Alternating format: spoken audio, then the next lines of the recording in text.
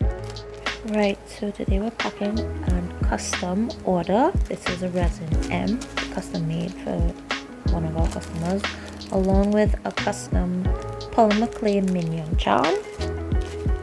And following this is one of our Squid Game soldiers keychains, but she wanted some custom details added to it.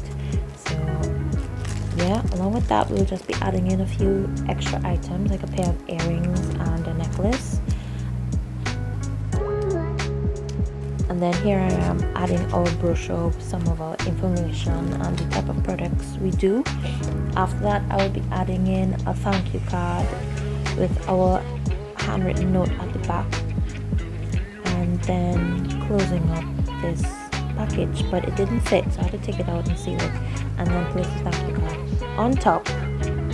And then you'll see I'm trying to close the box, but it's not fitting, so you know I just have to get that, and it fit. And here's the bow. It's all sealed up and ready to go off to its new home.